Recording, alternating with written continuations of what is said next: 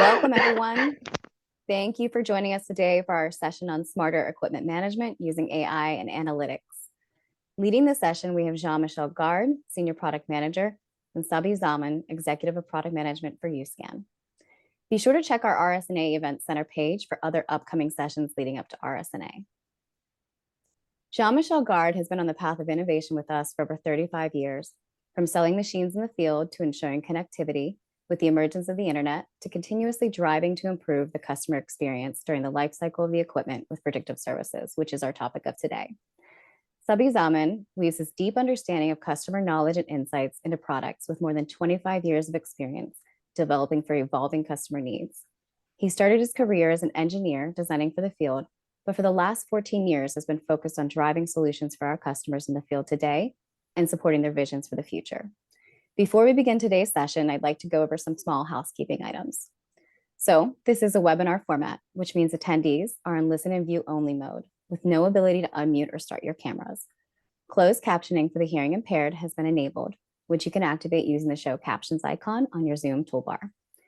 You will be able to ask questions by selecting the QA icon on your Zoom toolbar and type in your question. You can choose to keep your name or choose to ask anonymously. We will take a pause halfway to answer some questions and then again at the end of the session. And with that, I'd like to start the session by turning it over to Sabin and Jean-Michel. Hello, everyone.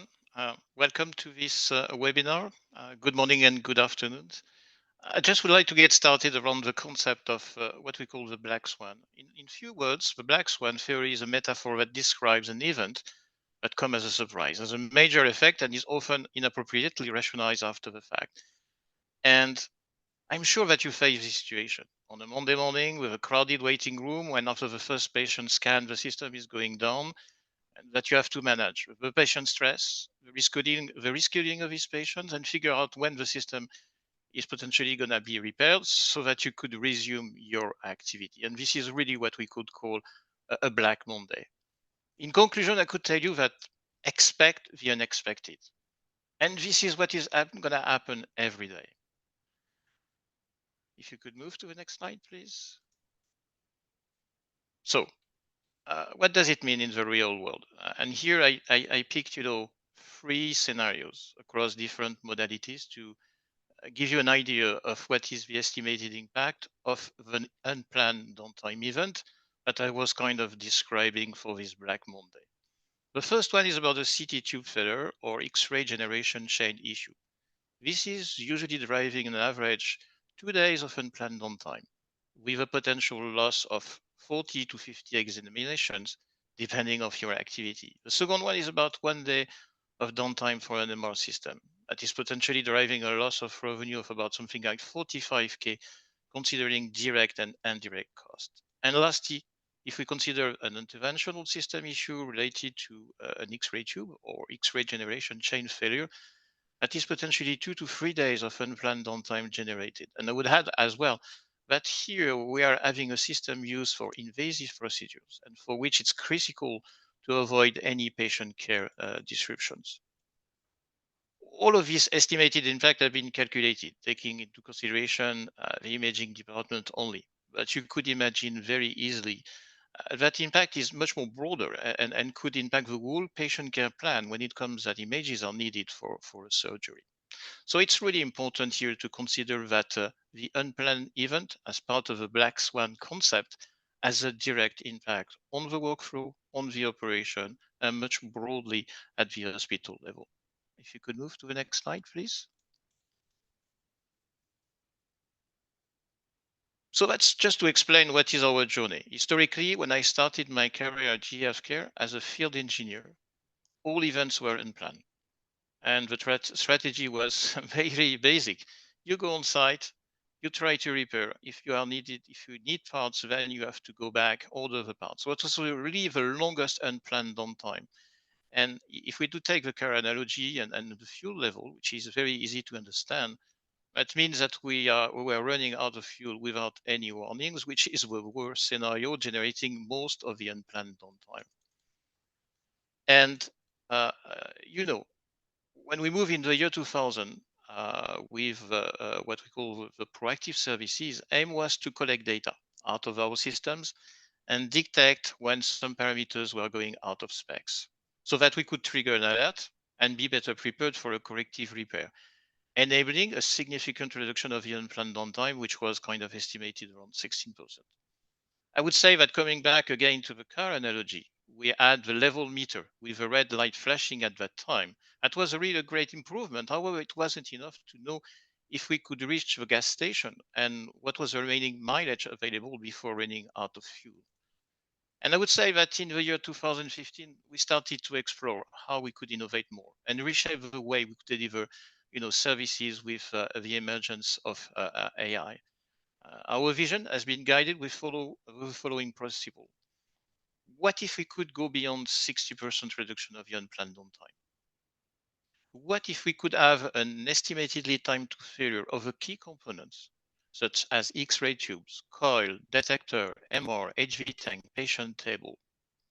What if we could replace parts before they are failing without having any symptom experienced by our users, which is really, I would say, the cream of the cream to have the ability to detect things, to prevent that the system is going to fail and plan any of the corrective event at the right time. That's really what is going to be the start of this long journey where AI has dramatically helping us reshape the future of service. And that's happening right now. Back to the car analogy, again, this is not having an estimated remaining mileage, calculating of the usage of a car, its consumptions, with the indication of where is the most appropriate gas station located, and when you do need to refill the car. A dramatic change in the way we could foresee the service delivery in the future. If you could move to the next slide, please. AI is something which is already part of our life. I'm sure that you have used ChatGPT, which is here today probably the most famous AI application that anyone has used. Yeah, I selected here to highlight DALI 2, which has been developed by the same company. It's a generative AI. Which is based on sentences that could create an image which doesn't exist. In this example, I type create an image which highlight data, artificial intelligence in the medical world. And I could say that the result is pretty, I would say, impressive. Another example, which has been in place for a quite significant amount of time, is the aircraft industry, and more particular a focus on the engine. This industry has been pioneering the predictive maintenance of the engine, such as reliability is really key for safety.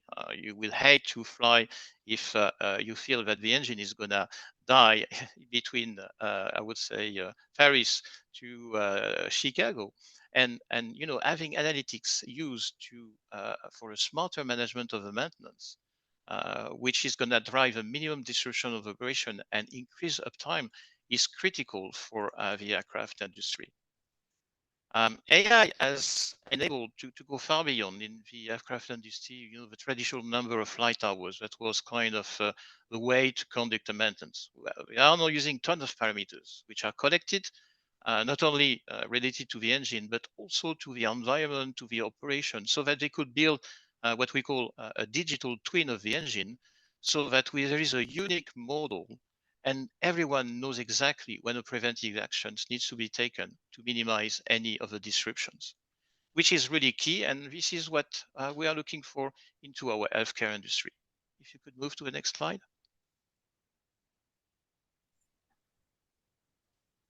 Okay, going back to the healthcare device world, I tried here to summarize what are the key trends in our healthcare industry with 8 bullets that I think are critical to remember. Bullet 1, AI has stolen the show. It's not considered as a critical tool across all industries. Bullet 2, AI is going to reshape the way we deliver predictive services. And it could really help to reduce the unplanned downtime. Bullet 3, healthcare provider strategy to leverage predictive services is going to be a key enabler in the future. Predictive services powered by AI is going to be now a very important criteria when it comes to select an OEM, because it could really help you achieve more, ensure that you don't have any disruption in the workflow or in the patient care. And I think that trend, as we are hearing from our customers, is growing, and getting predictive services embedded into core service contract is starting to be a kind of must need. But at 6, I think that leveraging predictive alerts is also going to help to empower the in-house team or HTMs organizations to be much more effective. They are really busy in doing a lot of stuff, and having the ability to plan in advance to avoid that everything is done in a rush is something that is going to be critical going forward. I would say that, but at 7 and 8 are the key ones. First of all, predictive services are going to be key to enable the predictability in the workflow in operation, so that you ensure that you don't get any issue when it comes to, I would say, scan patients. And I would say that the most important is the patient care, where here, instead of focusing on how the system is going to repair, because you don't experience this unplanned downtime, you could really focus on care and deliver on-time diagnosis or treatment for your patient, which is the most important. If you could move to the next slide. So, what is the magic recipe behind that? You probably heard about the digital twin. And the digital twin, in fact, is an image, a digital image of the system which is installed at your facility. And for this system installed, we are going to start collect data, whatever it's system data, its environment, it's about the related service activity around this asset, and as well how the system is used clinically. And for that, we are going to aggregate all of this data, and then we are going to start into the fancy stuff, which is about generative AI, deep learning, supervised training, so that we could, from this data aggregated, identify patterns, get access to how we are going to manage models, so that we are training them in order to have, I would say, a specific digital system, which is the image of the one which is installed at your facility. And we're going to collect data on a daily basis in order to power this digital twin, so that we could get the maximum of our predictive services with outcomes which are really important around the financial performance, how you could drive a better operational efficiency, and of course ensure that patient satisfaction is part of the key elements that you are looking after, whatever it's delivering treatment or diagnosis on time. I would now hand over to Sabi. We are actually going to pause. We have some questions coming in that we are going to kick off for answer. And as a reminder, you can ask questions in the QA portion of the Zoom toolbar. So the first two questions are for Jean-Michel. Question 1, what are the specifications to validate the launch of a new AI model? That's a great question. First of all, the AI model should be aligned with what we call the Pareto of downtime. Okay, it means that we're going to go after, subcomponents of the systems for which we know that it has an impact on the unplanned downtime, like, for example, an X-ray tube or an MR coil. After that, we want to drive efficiency, okay? And in our world, we hate what we call false positive. So our aim here is to have, first of all, a detectability which is superior to 80%, and a precision which is in the range of 80 to 90%, which means that these specifications are always applied when we are developing models, and whatever model is ready but is not matching these specifications, this is rejected, or it's good for another turn to get improved. Thank you. And we do have another question come in, and this is for Jean-Michel as well. How far in advance do we know a failure is happening? Great question as well. It really depends about the subcomponent, but I would say that as of today, we do have what we call a lead time, which means the alert and the time for which we know that we estimated that the component is going to be dying is within, I would say, from 72 hours up to 14 days, which is in most of the case enough to manage the, I would say, the customer appointment at the most convenient time, to ensure that we are getting parts if they are needed as part of the alert related to the subcomponent, and to deliver the preventive action on the system, so that at the end, you're not going to experience any issue with the system, which means that it's going to be fully transparent for your workflow operation. Thank you, Jean-Michel. And we will have more time for questions at the end of the session, so please keep them coming in. And just as a reminder, you are able to ask those questions anonymously, and again, by the Q&A icon on your Zoom toolbar. And with that, we're going to turn it over to Zaman. Thank you, Brianna. Thank you, Jean-Michel. So as Jean-Michel explained, and hopefully this slide looks very familiar because we just covered it, the basis of it 4 slides ago, this journey began over 35 years ago with what happens when a product breaks, to how do we be smarter, to now the predictive world. And to continue with the car analogy that Jean-Michel started with, it was great when we could see where our fuel level was. But now being in a world where your car tells you based on your speed you're going, based on the age of your car, maybe based on temperature conditions, how much fuel is remaining, is truly predictive. And even though there's a lot of buzz in the market about AI, generative AI, machine learning, now we've been working on this for more than 5 years. But the 5 years is really only beneficial because of us being involved in the field and designing these products and being at the forefront of these diagnostics for more than 35 years. So what I'll be doing is continuing the story that Jean-Michel began, talking about how the model works, how it impacts you, how it impacts your patients, and give you some specific examples of MR, CT, and invasive IGS systems, so that you can see how to apply it to your technologies and how we're so excited about what the future lies for us. This is also very important to remember how this is part of your equipment purchase, how it's also part of your service contract, and how we can help make sure the journey is the most smooth for you and your patients. So we'll start with talking about OnWatch Predict. This is one of our predictive solutions, which was introduced a few years ago. And let me go into a little bit more detail of how it works. So the algorithm Jean-Michel's mentioned is based on the feedback we're getting from our systems.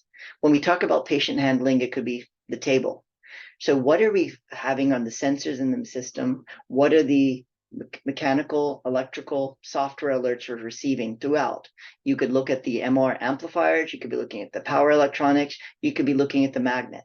But all of this is providing data, which is showing how's the system performing. But how is that system performing is based on the thousands of systems in the field and the data being collected with the knowledge of how the systems are being used and what failures are occurring. This was an interesting concept, but only when we tested it and we used it in the field were we able to see the true results. And let me walk you through a little bit of that. So we did a study about 18 months ago where we looked at more than 250 systems in the field. Some of that population over the 6-month period we are looking at, which were in Europe, were based on a break and fix model. There were no alerts. 34 of them had our OnWatch Predict technologies. Now, the beauty of this and the best part of it was that you have to wait for real life examples. And the benefit was the systems are actually reliable, which is good for customers. But we had to wait for those failures to occur, and there was 99% uptime. But when the failures did occur, we found that having the OnWatch Predict reduced the downtime by 61%. Now, 61% is just a number, but in practical terms, that's 28 hours. So more than a day of downtime was prevented by having this. So that's a day that your staff is fully working. That's a day that your patients are not getting rescheduled. And that's a day that, most importantly, the clinicians are getting the data and looking at the images that they need. Having this now tested, we brought it to market, and we're now being able to provide this through our service contracts and also during the initial usage periods for the equipment, so that you are having the maximum uptime of the equipment and it's not impacting the patients. Now let's look at how this is applied in another modality. Let's look at CT. So CT TubeWatch was the first of our predictive services we brought out. And let's look again about what happens. So when we say a tube failure, it's not always the tube. In fact, it's only 25% that it's actually the tube failing. In fact, it's more the high voltage chain, as we call it, where 75% of the issues occur. But any one of these can cause unplanned downtime, which is going to impact our customers, impact our patients. This unplanned downtime was on average resulting in 2 days of unplanned downtime. However, with the introduction of TubeWatch for CT, we were able to bring that downtime to 5 to 6 hours of planned downtime. Now, planned downtime is very different because it can be after hours, it can be when there's staff training happening, but that 85% reduction in unplanned downtime, but moving to a planned downtime scenario is what makes your operation staff happy, the HTM biomed staff happy, and the clinicians and patients all happy that this is coming together. Now, we started with tubes because it's a very obvious, expensive, critical component, but how we use it beyond CT is where our challenges lay. And so the next modality we looked at was IGS. And if we look at IGS, this is your interventional systems. CT, yes, it's in a trauma case, it's in your radiology, but interventional is in radiology. There could be patients on the table having very critical procedures. It's important that we don't let the patient suffer in all of this. So in the studies we did here, we found when the systems go down, there's at least 4 lost procedures. But that 4 lost procedures is not just magically only 4.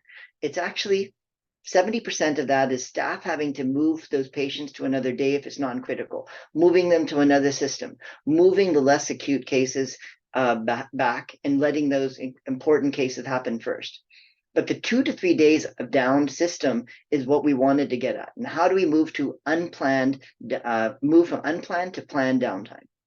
Our solution of bringing the knowledge of TubeWatch for CT to IGS resulted in us having a 3 to 20-day notice of when the failure might occur so that we can have this. And it's backed with a GE warranty on those tubes for 3 years when the systems are sold to make sure that's not impacting patients. It has 2 benefits. First, obviously, your patients aren't being impacted and the downtime is not impacting your staff, but also the revenue coming from that and the revenue cost of having to manage unplanned downtime is mitigated. That's so important for us to make sure that customers and patients both have peace of mind when they're sitting on a GE system, having a scan done as a patient.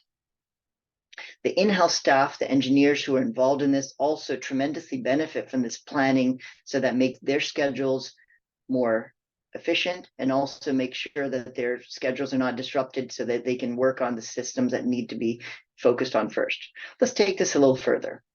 If we look at TubeWatch, which is powered by our AI algorithms, again, based on technologies that we've been working on for more than 5-6 years, you normally will have a system functioning, which is working with optimal performance. Yes, there might be some small triggers happening, which are not actually causing the system to go down. It might not even be noticed. But those predictive alerts, coupled with the usage patterns of the system, is what helps us understand when something might happen that's going to a need for potential intervention. Now, this could be a little bit uncomfortable for the staff. System's working fine. Why do I really need to call in the vendor, GE Healthcare, for a repair? Well, this is to make sure that we can make the planning done in a time which matches the clinical procedure schedules, the patient schedules, and then also make sure that there's time to get the parts there so that it goes in without any challenges to the schedule. When we look at this in a 3 day to 3 week type of downtime advanced look, this is helping make sure this can happen in a suitable time that meets everyone's schedules, and that you don't have that hard failure. You don't have that failure occurring where patient on table, someone's impacted. And how do we quantify some of this? It's up to everyone's site that are different, and we can work with you on looking at how that can work. So in summary of how this advanced algorithms are working, we're moving beyond the buzz. We're moving beyond, yes, generative AI is producing something, to real results which are impacting the customers, the real impact which is helping us out in the field. Patient satisfaction, so important, especially when you have an invasive system where someone's having a procedure done, which emotionally and physically is so challenging. And when you look at this in the way of how it's helping plan your staff and keep them happy, and then moving beyond that to the financial benefits of making sure that the investments made on your rooms, making sure that your exam revenue, which yes, is important because of department metrics and labor costs, is managed. So thank you, everyone, and we can open up for more questions. Thank you, Sabin and Jean-Michel, for this session. So we will spend the next 5 to 10 minutes answering additional questions that have come in from the audience. And I do see we have a few more questions that have come in, so we'll get to as many as we can today. The first question, proactive services have been available for about a decade. What is different with predictive services now? Jean-Michel, would you like to take that? Yeah, I'm gonna take it. As explained, Sabi, the concept of proactive services is basically, based on the ability to collect data out of the system, identified that we are getting error codes or a value which is going above the threshold. But there is no predictability to that. It means that we are just trying here to prevent an issue to happen on the system because we are kind of warned by an alert generated by this fixed threshold. The concept of predictive services is going back to the car analogy that you know when a subcomponent or a component is gonna be dying on the system with an estimated remaining life. And this is all of the difference because when you know when this component is potentially gonna fail, it means that you could take all of the necessary action. And this is all of the added value of developing models with generative AI so that you could ensure that you know exactly when the system is going to go down, for which component, and what is the estimated lead time for you to take any corrective actions.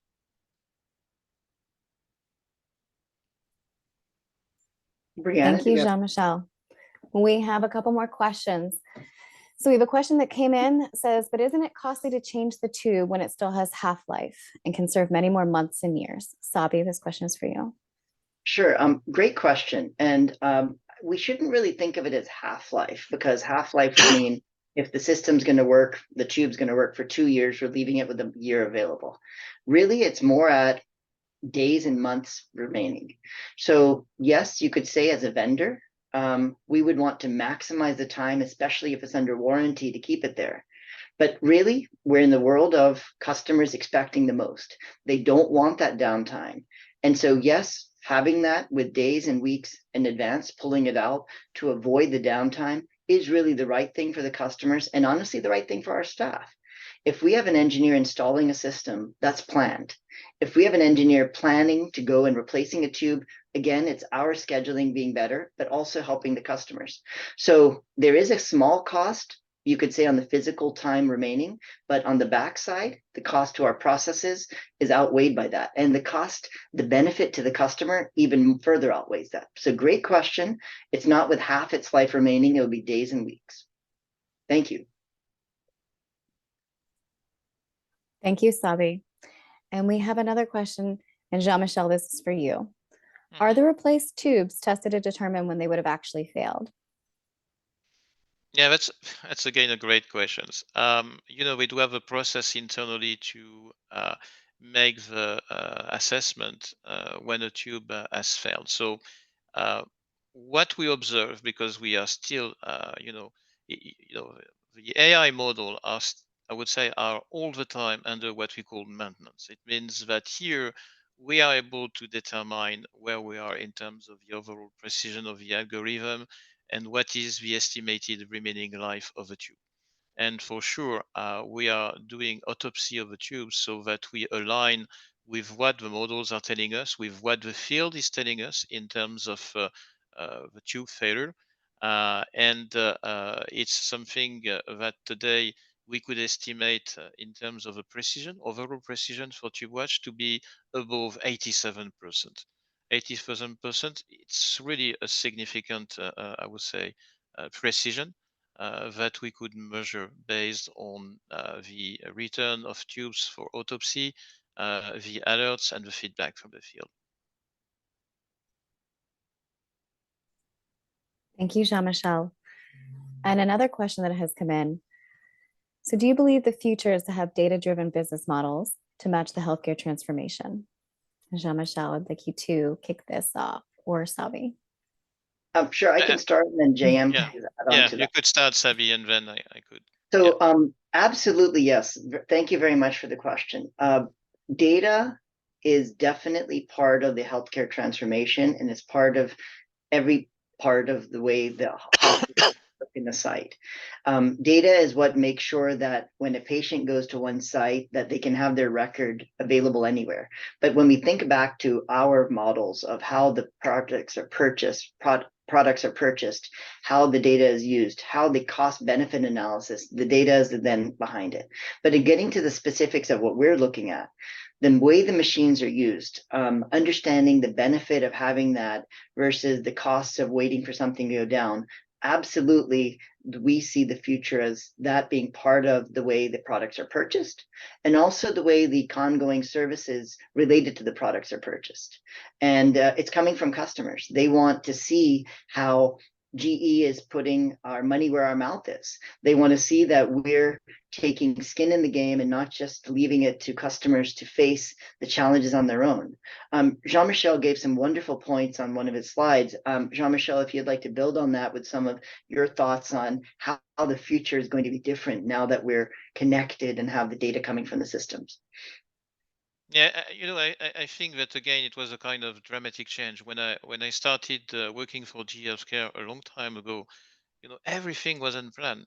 Every I would say corrective actions was at minimum 2 trips on the site to get repaired. So the fact that we connected the system was the first seed of what we could do in the future.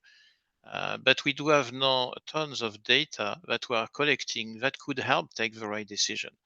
And here we're talking mainly about predictive services, but we could foresee a better way to have a better fleet management, a health status of a fleet management. Going forward, we could use as well all of this information as data to have better clinical insight on how the system are used and what could be, I would say, improve in terms of the overall workflow. So data is just the enabler. We are just at the beginning of a very long journey of how AI could help us.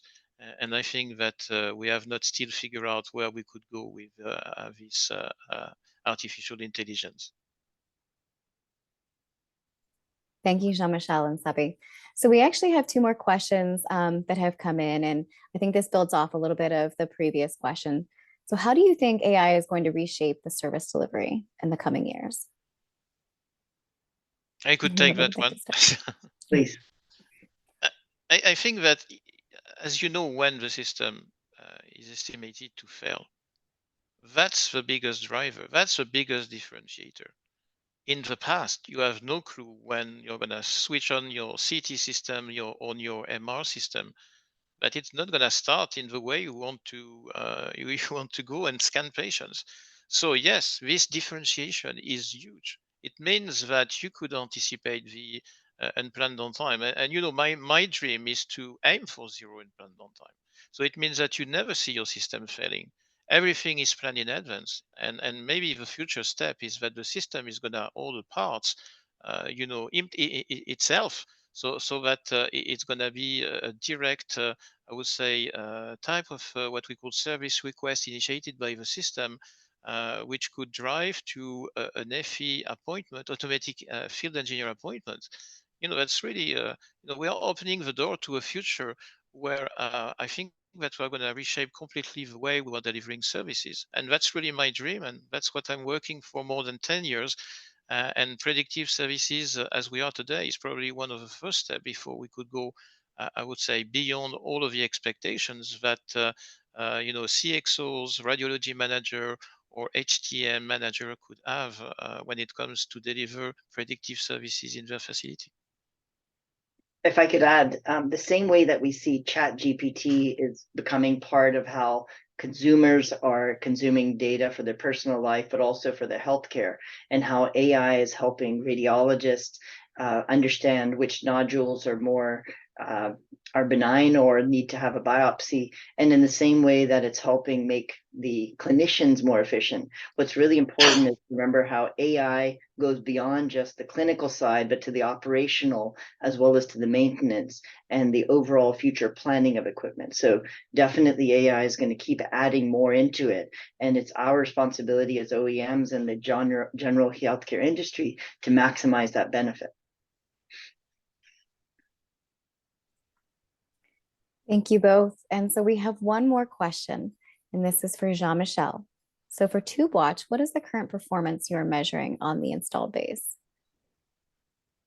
I highlighted these numbers today. Our precision is 87%. It means that basically we're able to predict. And again, you have to think that it's not because we get an alert on TubeWatch, but it's only related to a tube failure. As said, Savvy, 25% of the alerts are related to a tube issue. 75% are related to the ecosystem around the X-ray tube, which means HV tank, cables, KVMA boards, inverter, etc. So what we are able to detect as of today is an 87% precision with something like what we call three late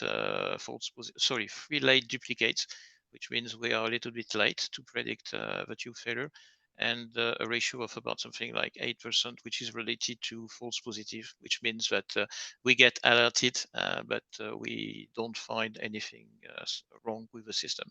But 87% is a very high number. And we are all the time working to improve models and algorithm by having supervised training, so that we ensure that we are increasing, I would say, year after year, our precision.